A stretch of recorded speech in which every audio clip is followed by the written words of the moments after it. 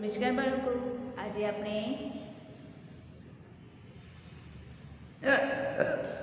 હિન્દી વિષયમાં વર્ણમાલા શીખવાની છે. વર્ણમાલા એટલે ગુજરાતીમાં તમે લોકો જેને કે કક્કો એમ કહો છો ને એને. તો ગુજરાતીમાં પણ વ્યંજન અને સ્વર આવે છે, એવી રીતના હિન્દીમાં પણ વ્યંજન અને સ્વર આવે છે. જેમ કે ગુજરાતીમાં વ્યંજન એટલે કમળનો ક, ખ, ગ, ઘ, ચ, છ, જ, ઝ, ટ, ઠ, ડ, ઢ, ણ, ત, થ, દ, ધ, ન, પ, ફ, બ, ભ, મ, ય, ર, લ, વ, શ, શ, હ, ળ, ક્ષ, ત્ર અને જ્ઞ. રીતના ક થી જ્ઞ સુધી જે કક્કો છે ને એને વ્યંજન કહેવાય છે. અને સ્વર એટલે જેમાં આ, ઈ, ઉ, રૂ, એ, ઐ, ઓ, ઔ, અમ, અહ એ રીતના 13 અક્ષર આવે છે ઓછા, એને સ્વર. એ સ્વર એને એટલે કહેવાય છે. સ્વર એટલે એને કેમ કહેવાય છે? સ્વર એટલે કે એ ગળામાંથી આવે છે. આપણું ગળું જે છે ને, ગળું એમાંથી અક્ષર. જો તમે બોલશો ને આ, ઈ, ઉ, એ, ઐ, ઓ, ઔ, અમ, અહ એટલે કે એ સ્વર એટલે એ એક રીતનો રાગ નીકળે છે આપણા ગળામાંથી, એટલે એને સ્વર કહેવાય છે. વ્યંજન એ આપણા મોઢામાંથી બોલાય છે, જેમાં અમુક અક્ષર દંતવ્ય છે, અમુક તાલવ્ય છે, એટલે કે અમુક જીભ ઊંચી કરીને બોલાય છે, અમુક અક્ષર આપણા હોઠ દ્વારા બોલાય છે. હોઠ બંધ થાય, જેમ કે મ બોલશું તો આપણો હોઠ બંધ થશે, જોડાય છે ને. એ રીતના ત બોલશું તો આપણી જીભ છે એ દાંતને અડશે, ત, થ, દ, હે ને. એટલે અમુક અક્ષરો એના એવા નિયમ છે જે તમને આગળ ભણશો ત્યાં તમને સમજમાં આવશે. પણ અહીંયા આપણે હમણાં ખાલી વ્યંજન અને સ્વર શીખવાનું છે. વ્યંજન ક થી લઈને જ્ઞ સુધી, સ્વર એ અ, આ, ઈ. તો આપણે વ્યંજન અને સ્વર શીખશું આજે. એ તમારે ખાલી સમજવાનું છે હમણાં. ઓકે, તો હું તમને પહેલાં વ્યંજન લખાવીશ, એના પછી સ્વર. તો વ્યંજન આવશે આપણે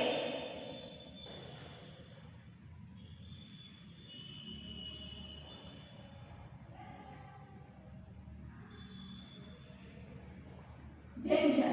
વ્યંજન એટલે ક થી જ્ઞ સુધી. ઓકે, તો વ્યંજનમાં પેલું શું આવશે? કમળ. તો ક સે કમળ, ક સે કમળ. फिर છે ખ. તો ખ સે ખરગોશ, ખ સે ખરગોશ. ग से गमला, ग से गमला. फिर है घ से घर. क्या है?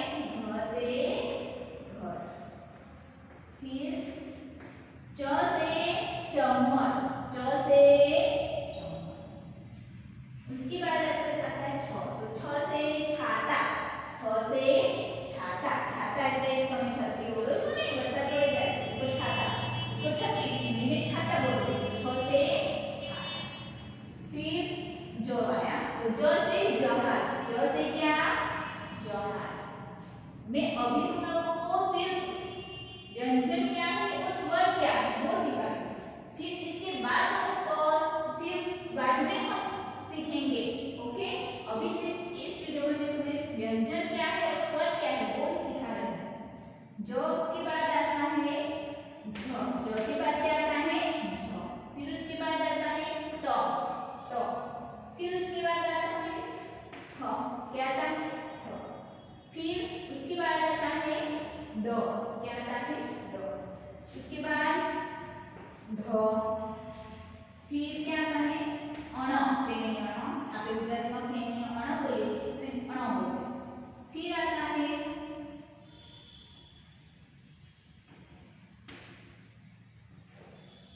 त. फिर आता है थ. फिर द. फिर ध. फिर न. फिर प. उसके बाद फ. फिर ब. भ. म. उसके बाद य. फिर र. उसके बाद ल. फिर उसके बाद व.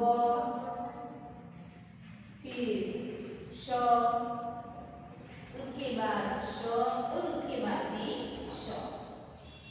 फिर होता है ह, फिर लास्ट में श, फिर यहाँ पे त्र और फिर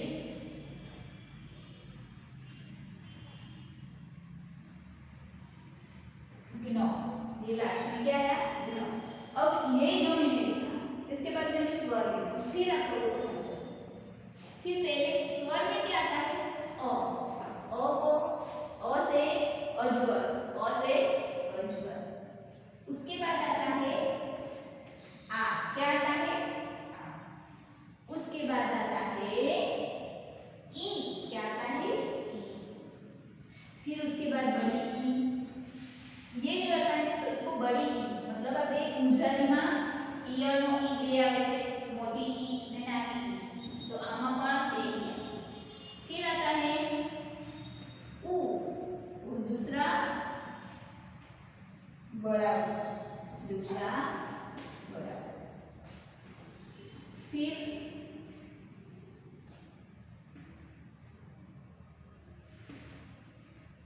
ऋषिका, फिर ए, ओई,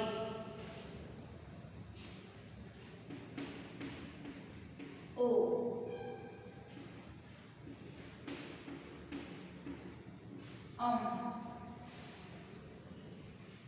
और પછી और लास्ट में आता है इसको बोलते हैं अह। तो आप लोगों को बस यही सीखना है कि ये क्या है। आप लोगों को बाद में ये सब अक्षर मैं सिखाऊंगी, पहले हमें सिर्फ इंग्लिश में ये सीख लेना है कि स्वर किसको बोलते हैं और व्यंजन किसे बोलते हैं।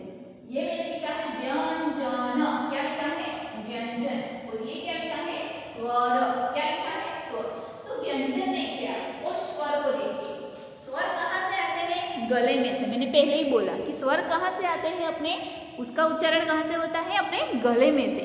आई, जैसे कि गीत गाते हैं तो अक्सर जैसे कि हम गीत गाए तो कैसे अंदर से आवाज आती है, तो स्वर अंदर से आने के लिए है, और व्यंजन हम मुंह में से बोलते हैं।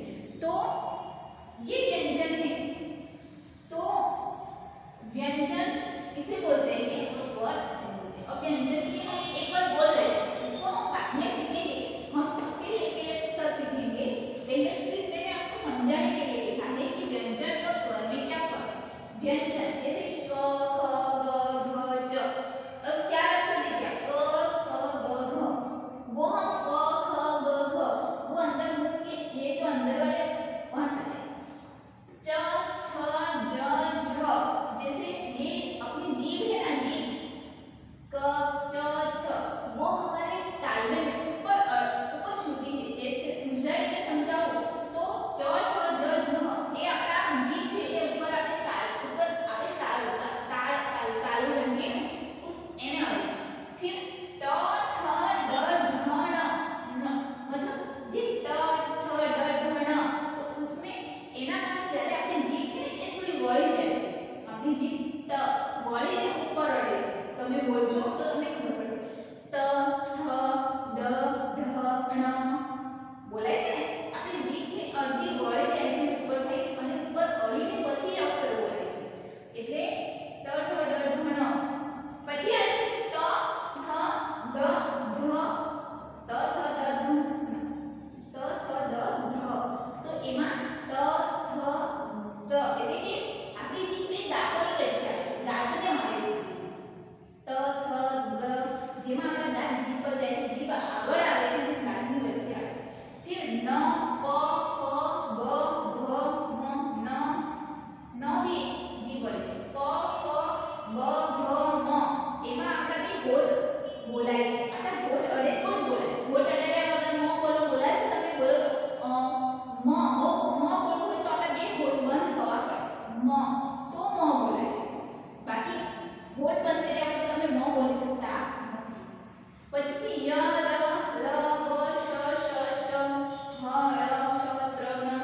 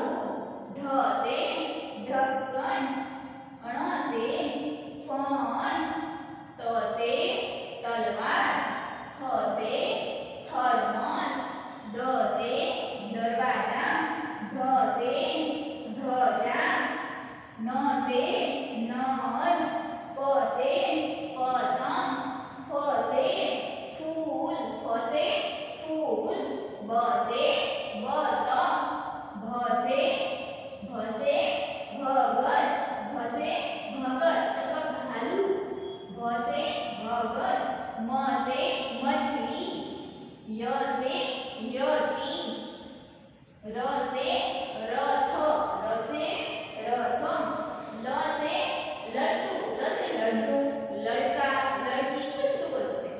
ल से लड्डू, व से वजन, अपना वजन होता है ना, तो मैं पूछा था कितना वजन, तो व से वजन।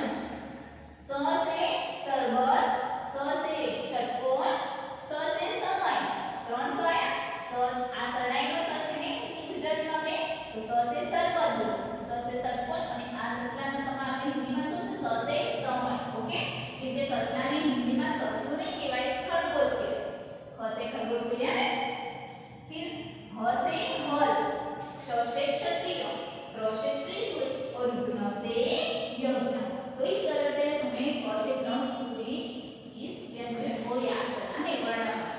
क से कमल, ख से खरगोश, ग से गमला, ख से घर, च से चम्मच, छ से छाता, ज से जहाज, झ से झरना, ट से टमाटर, ठ से ठग, ड से डमरू, ढ से ढक्कन, न से फण, त से तलवार, थ से थर्मस, द से दरवाजा, ध से धनुष, ध्वजा, न से नल, प से पतंग, फ से फूल, ब से बतख या बकरी, कुछ भी, भ से भगत, म से मछली, य से यति, र से रथ, ल से लड्डू, व से वचन, स से सरबत, श से षटकोण, श से समय, ह से हल, क्ष से क्षत्रिय, त्र से त्रिशूल और घ्न से यज्ञ। फिर उसके बाद आता है स्वर। क्या आता है? स्वर, जो हम गले में से बोलते हैं। तो अ से अजगर, अ से अजगर,